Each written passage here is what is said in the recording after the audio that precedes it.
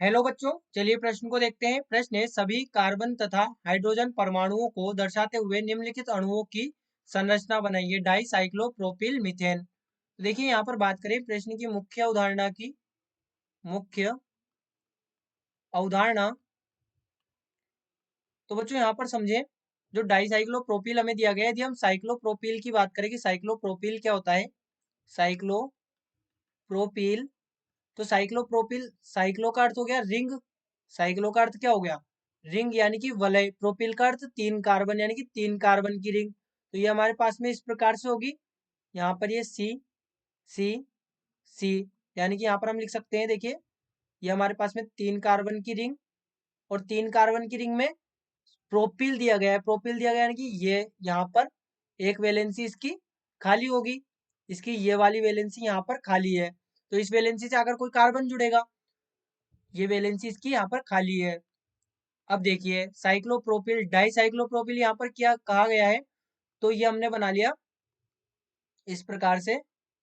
ये यहाँ पर कार्बन, ये कार्बन, ये कार्बन, ये हाइड यहाँ पर ये इससे जुड़ गया। अब यहाँ पर कार्बन की चार वैलेंसी पूरी करनी है, तो ये हाइड्रोजन, ये हाइड्रोजन, इसी प्रकार से ये हाइड्रोजन और ये हाइड्रोजन।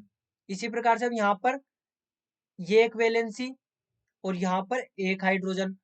अब एक साइक्लोप्रोपिल हमने बना लिया, इसी प्रकार से दूसरा साइक्लोप्रोपिल भी बना लिया। तो ये यहाँ पर कार्बन, ये कार्बन, ये कार्बन और ये कार्बन। अब यहाँ पर दो हाइड्रोजन हो जाएंगे, यहाँ पर भी दो हाइड्रोजन हो जाएंगे।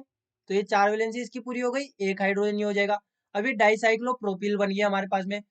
बीच में हमें कहा गया है मीथेन से ये दोनों जुड़े हुए हैं, तो यहाँ पर हम लिखेंगे ये मीथेन यानी कि सी।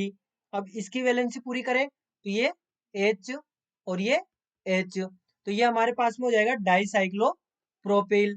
डाइसाइक्लोप्रोपिल मीथेन, ये हमारे पास में इसकी संरचना होगी। डाई साइक्लो डाइसाइक्लो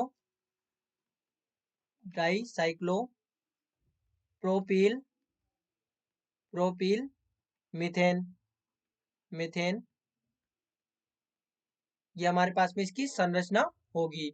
तो बच्चों आशा करते हैं आपको प्रश्न समझ आया होगा। धन्यवाद।